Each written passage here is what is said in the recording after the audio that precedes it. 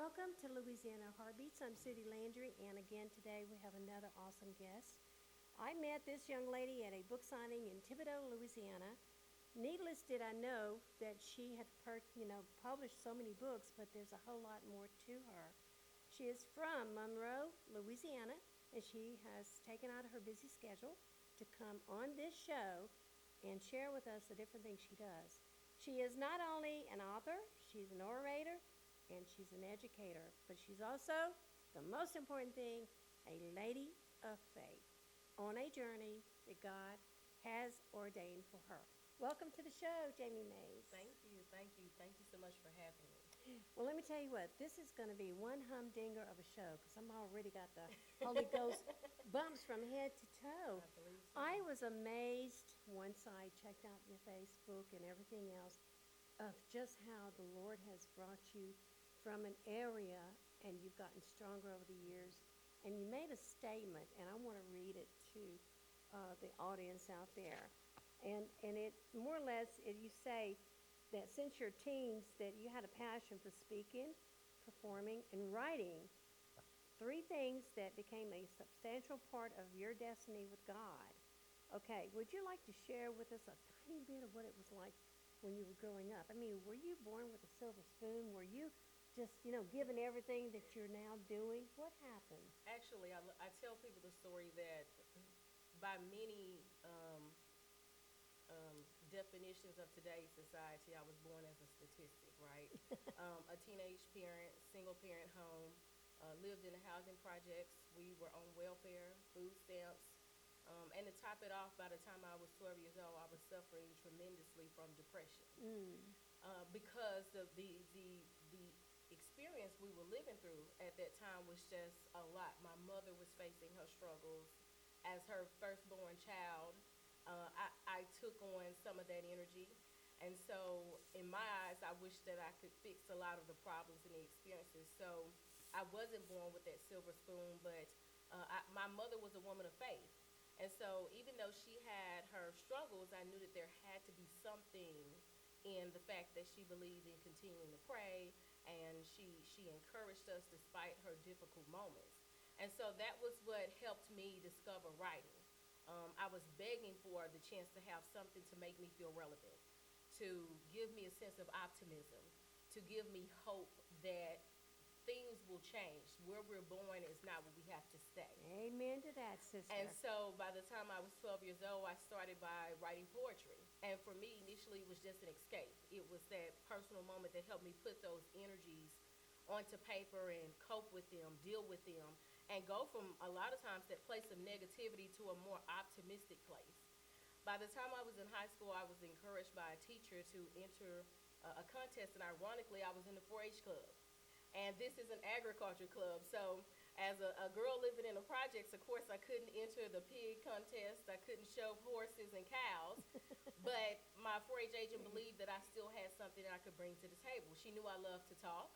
She knew that I had been writing, and she encouraged me to enter my first speaking contest. And from there, I started to get more into writing and sharing words of encouragement. And I tell people all the time, a lot of folks on the cheerleading squad, some people play football. I became a competitive speaker.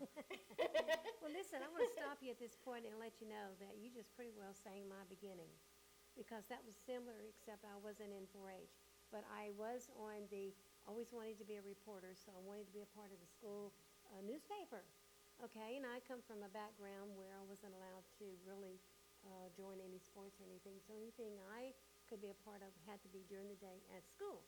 Well, as you mentioned, you wrote poetry. I would write what was going on in my life, but I had to, due to circumstances, I had to hide my book of poetry, because if it had been found by the wrong person in our household, I would have really suffered tremendously.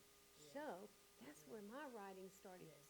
I could tell that book everything that was really happening, Yes. and I could cry out to God, and I could, Yes. go back and thank God when He got me through different situations, Yes.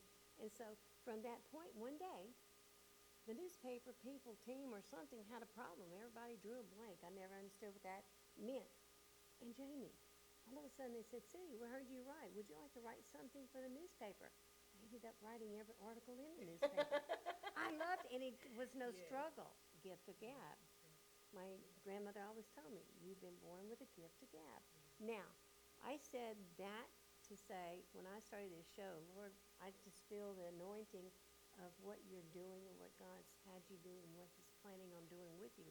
But there's this quote that did not print out correctly. I would love for you to share. Those who are blessed to have what gifts they're obligated to serve others. Okay, that is what was formed within us way before we even knew God on a personal basis. And so when you just said what you said a while ago, I just wanted you to know it's amazing. See, God knows where we're at. He knows where we're wanting to go. He knows where he wants us to go. So with that said, Jamie, you also, and I'm sharing this with Katiana, I have authors come in all the time, but each author has a special gift. Not every author has the same reason for writing. Not every author has the same purpose or has the same mission. But so it's interesting. I love to get the story inside of the story, how it started. And with that said, you said, or in this Jamie's philosophy, you said that you are a firm believer that it truly takes a village to raise a child. Yes. And if we expect them to one day be leaders, we must first show them how to lead. Definitely. I mean, that is great. And you believe the most important lesson people can learn is that life is not perfect, and neither are we. But we must keep faith and press forward while using our experiences to grow. That right there is to come through the storms and still help others going through their storms as a testimony. Would you say that pretty well lines up with why you are so successful in everything you do? Definitely. For me, it's actually the motivation behind why I decided to become a classroom teacher. There you go. One of the biggest things I talk about is the fact that education plays such a vital role in my life. Coming from a community that had great people to lend support, to encourage, when I talk about the idea of having a village to help raise a child, anytime I needed something, there were multiple people who stepped up to say, we want to help this child achieve great things. My church supported. My teachers said, what can we do to help? How can we encourage you? Anytime they had the opportunity to let me be creative. I wrote and directed a high school play and had a teacher who stayed afterwards to help me. I went to a national competition as a child who was still living in the projects, and we didn't even have a car to drive, but we came up with $2,500 from my community to go to Cincinnati to compete. So when I talk about the fact that the community has such a big role to help, it's not always the idea that you're in the house, you know exactly what's going on, but when we see these kids who are motivated and driven and have ambitions, that we step up to the plate to see how we can help them achieve those great things. And I have no hesitation to tell people that where I am now is because I was fortunate enough not only to have a mother who prayed despite the situation we were in, but that her prayers brought in people who wanted to help me get where I am headed. And so that's the same thing that I tried to give back once I became a teacher. I appreciated so often the educators I had who went out of their way to let me babysit their children to earn extra money, who forced me to enter contests, who made me rewrite a paper that I thought was a masterpiece because she said I wasn't being true to myself. The teacher who said, sure, I'll stay after school for a month while you round up your classmates to direct a school play, even though you've never directed one before. You see that? And so I wanted to give back those same things to people, and that's what I've had the chance to do as an educator. I've had the opportunity to share with students those moments that have been life-changing, but also to grow from them, to watch them, to continue to evolve as a person, to become more free as a writer, and to try to share with them those same gifts I was fortunate to obtain when I was a person or a child growing up, trying to find out how I can become the best person, how I can obtain my goals, and how I can work towards achieving my dreams. Well, you said a whole lot, but we're not finished because I still got other stuff I want you to share. Okay, because you are that teacher, and I believe that when teachers are there at the school and they have the passion, they make such a huge difference whether a child succeeds or falls through the cracks.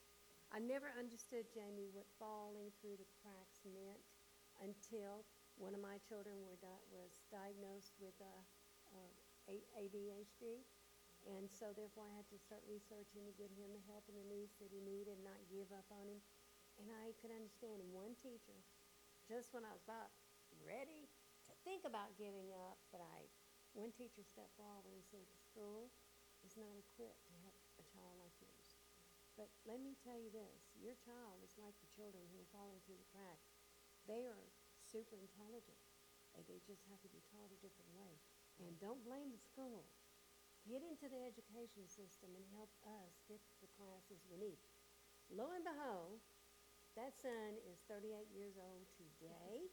It was a struggle to get him educated and everything, and he chose some bad paths, but he's back on the right path. But I always wondered where that teacher was that made a difference. I went to a meeting I didn't want to go to, and lo and behold, I looked at this lady and I went, you look familiar. She said, I'm thinking the same thing about you. And Jamie, there was the teacher. First thing she did was inform me that she was thinking about Corey, and I said, I've been praying that I could find you. She'd retired. Nobody really knew where she was or wasn't giving out information. And to Miss Stoops, she actually saved his life. She really did. So, and she had kept a certain gift that was in her pocket that she brought back to me that he'd given her when he was in her class. So God has a purpose for everything, you know. Yes, and definitely. Teachers, I admire them, and they're not just babysitters. They're really, you know, have a job, an important job. So with that said, okay, so now we know you're an educator, okay, and we also know, and we want people to know that you were also a speaker. Yes. So when you are invited out to different places, what do you like to talk about mainly?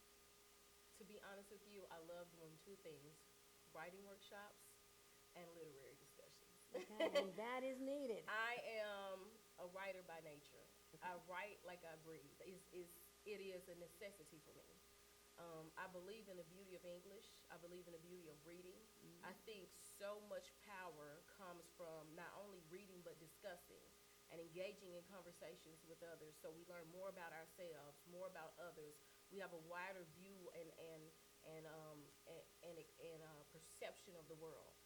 It helps us learn more about being empathetic towards others. And so I love literature. I love everything from writing elements and styles to the general conversation aspects. And I also love the opportunity to help kids learn to write. And so that's been one of the greatest gifts, is to do a 1 or 2 hour workshop with students. I've done a couple of workshops with adults and teach them how to write a poem of their own and watch their voices come to life on a piece of paper. You just said something that caught my ear. Workshop for students. I'm so used to hearing workshops for adults, workshops for everybody. But that's the first time I've heard workshop. Now, here at KDN Open Channel, we do have television workshops and things like that, but education-wise, you're the first time I've ever heard anybody mention that. Well, so, you're from the Monroe area. yes. Are you still teaching in that area? I know we want to talk about your new organization, Black, and what it stands for, okay, and share with KDN what that's about also. So, back to Monroe. Are you still teaching? I am still teaching, and I actually am no longer in a physical classroom. I actually work for Louisiana Virtual Charter Academy. So I have the opportunity to help kids virtually. And so that is amazing. It's been a great experience to look at education in a different aspect after teaching in a brick and mortar classroom for a long time. For a minute, it was like coming back and feeling like it was my first year all over again because I'm learning technology. But the skill and knowledge that I had, I was able to just transpose that in a different way. So I'm really happy to still teach, but I just teach in a different setting now. But that's amazing, because to me, that can reach more children that don't have to be subjected to peer pressure. That actually, you're talking about on a computer or a screen, and that is the way to go these days. So, do you have a certain qualifications in the program for a student to participate? Like, does it have to be a certain grade? Does it have to be a certain topic? Well, the school is designed K through 12, so everything. Okay, exactly. Good. They can actually find that information. It's a public school. Is this something through new? I'm learning. Louisiana. I don't know this. Yeah, it's a public school like any other school in the state of Okay. Louisiana. So I'm still a Louisiana teacher for the public I just Wow. teach in a different setting. That is awesome, and that's something that if Katiana, you're watching this program, you can shoot her an email and find out more about that. That would be interesting. Or share the information to someone else like me. I want to tell my granddaughter this information. Please share with us what this organization is about. The initial VLACK. It was amazing to read it. For a few years, or actually for about a couple of months, actually, a few years ago, we did what was called the Black Girl Meetup. And the mission of the Black Girl Meetup was just to generate positive conversation between minority girls. In the community I lived in as a teacher, I had the chance to come in contact with so many. Two of my schools had definitely been schools that had a large minority population. As a matter of fact, all three of them. So my goal was to bring these girls in and talk to them one-on-one and to kind of get some mentorship going. And I wasn't, usually I was just the background person and I would bring in other guests. As a person who talks all the time, this was my opportunity just to sit back and let these people have conversations with these young ladies about life-changing things. You know, so often we feel like our kids will come to us as parents. Our kids will let us know when things are wrong. But just like with the workshops, we don't get the same results in a workshop that we get in the classroom, and we didn't get the same results in the meetup that we did in the classroom.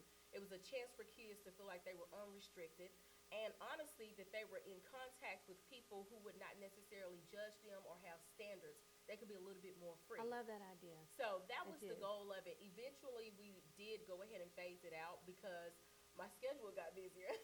I published another book, but the goal is that we will eventually bring this meetup back because it was such a great opportunity to meet up with the community and talk to these young ladies. At this point, a lot of my time is spent actually going to other sites and talking to other people and teaching workshops and speaking. But that was a great experience I had and really enjoyed because it was a chance to give back to the community and a chance to hear young ladies talk about things that affect them. So if someone is interested in finding out the different workshops that you are a part of, all they have to do is send an email to you that's on the screen. Definitely. Okay, They can that's send an all we email. need to say there because it's on the screen and it's up there every time you're talking. Jamie, okay, we're moving on now because I mean this is like I got 30 minutes to do this, and she's got so much stuff, but we're doing really good, and I'm pretty sure we still got plenty of time. But let's move into you being an author. We already know you started off in poetry. We already know that you have the gift of writing. You were forced into it, but yet you willingly succeeded in everything you did. Your books, let's talk about being the author of not just one book, but 6 books. According to this, your first one was Tear-Stained Dresses and Dusty Shoes, and that was in 2011. Can you briefly kind of tell us a tiny bit that's inside of that book? There are actually 5 books. There's and- 5. I got. I Yeah. don't know where I found this. That's okay. That's okay. There's Some gonna of be a them are 6th in one now. ebooks, so I'm working on the that's it. 6th one now. So Okay. actually, I have a I'm like, novel in okay. progress right now. Good. The first one was called Tear-Stained Dresses and Dusty Shoes, and I published that in 2011. Okay. I was encouraged by many years for one of my very dear childhood friends to turn my poetry into a book. Oh yeah. And, you know, honestly, I told her, who's going to want to read this? And she never gave up on the concept. By the time I moved to North Louisiana, I just finished grad school, and I said, well, I've written all this poetry. What should I do next? And she said, you should start that book. And it was really just an act of habit. I decided to pursue the book, and it opened the door. I wrote the first one, and it was like a little addiction. I was like, oh, my goodness, this is such a wonderful That's experience amazing. to share this work, to share these pieces. The feedback was tremendous. The encouragement was tremendous. And I felt that I had to do more, to share more, to give more.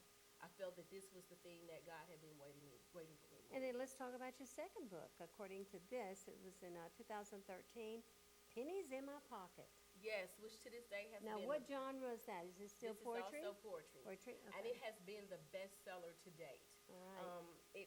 It's what I call my return to womanhood. Okay. And I tell people all the time, I'm a real life writer, which means I don't always tell pretty stories because my life has not been a pretty experience. What I Truth, write to the you truth, about yeah. is the gritty truth about who we are, how life affects us, how we act emotionally, but how we process those things. And in the end, when I publish this book and you look at me, I'm still standing.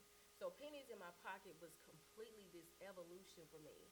I wrote 138 pieces in about a year and a half.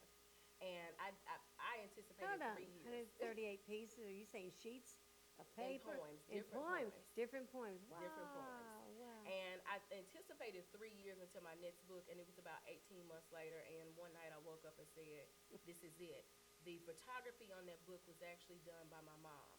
She photographed that cover and she Okay. designed that cover for me. So All that right. was a wonderful experience. And she went on to photograph 3 books for me. She's done 3 of the cover designs. Wow. Well, let's kind of briefly talk about the other books since I already have put it out there. You are working on a 6th one. Okay, so, all right, on the screen. Go ahead and just talk about the one on the screen a little bit. Okay, what is that book kind of a little tiny bit about? So Blood is Supposed to Be Thicker is my first novel. And I'm so Novel. excited because for years people have been asking, when are you going to bring us a novel? And I started it several years ago, and I actually lost 80 pages of this book. And I was so Oh, devastated that I no. could not pick it up for a while. And, every time I would go places, people would say, "Do you have a novel?" And my friends who were being great supporters kept saying, "When are you going to bring us the novel?" And finally, after I had my son, I really thought it would be a while. I'm like, my goodness, this is such a big change. But I picked up my typewriter on my computer one day, and I started typing. I don't know why I said typewriter. Well, hello. And I started typing, and I could not stop. And in about 2 weeks, I had finished this novel, and I got ready to take it to the presses. And one of my coworkers served as a test reader. And when she picked it up, she said, "You have to publish this. I'm ready." Wow. And so it has been a great experience ever since then. I'm very excited about this book. Once I finished it, I immediately started my next novel. So I'm very excited about Blood. All right, so let's talk about the next one. And the email's up there. We'll tell you later that you can understand that you can find all these books at barnesandnoble.com. Yes. So we'll give you that email after a while. And the next book was? The next novel has not even been titled yet. It's a work in progress right Okay. now. And it's going to be about a young woman's transition into womanhood. Okay. And how does the world, society affect how we view and perceive ourselves. But the way that I have the experience for her, it's what's going to be unique about it because we have a girl that's going to be running through a jungle. Wow. A little bit of a swamp. So Little bit of a I'm swamp so girl in excited there. about this story. I'm so ahead of myself. Like a lot of times my mind cannot even rest. But I try to spend as many late nights as possible working on this one. And my hope is that within the next 18 months, that novel will be finished. Okay, Jamie, as we're kind of getting to close to the end of the show, we have about 2 minutes left.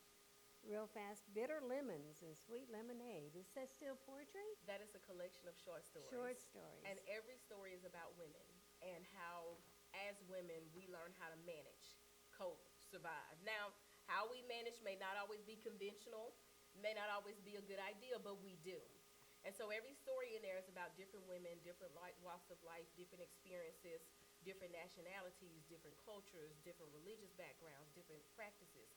So you get 10 stories and a play in that book. Wow. And I wrote that book as a tribute to my aunts because it's a celebration of the idea that they are the women who have helped to shape me. In addition to what my mom has done, she also has 5 sisters. And they have been such an instrumental role in helping me to grow. And so when I wrote these short stories, I thought about all the things I've seen them do and the sacrifices they've made and how years later they're still the women that you can go to anytime you need something. And so that's one of those books that I find to be just a very treasured piece and collection. Well, our fun time is almost over, but I want you to know this. My rolling credits are going to start up, but I want to go ahead and close out the show, but yet I want to continue letting you share whatever's on your heart. You have such a tremendous gift. Okay? Thank you for watching Louisiana Heartbeats, and we air, of course, as you know, 9 o'clock every Monday night. Today was a guest, educator, author, orator. I mean, this lady has just got it all going on, and she's from Monroe, Louisiana, and I'm proud to say thank you so much, Jamie and Maze, for coming on the show. And for those of you out there, I hope this show has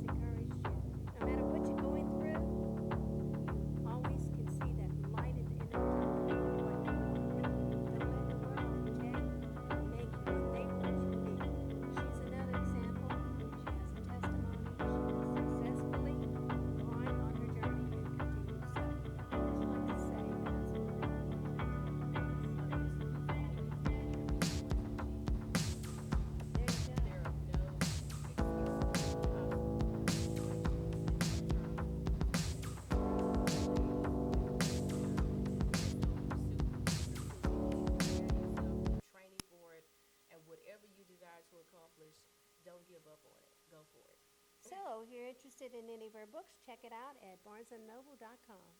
Thank you for watching and have a blessed life, not just today.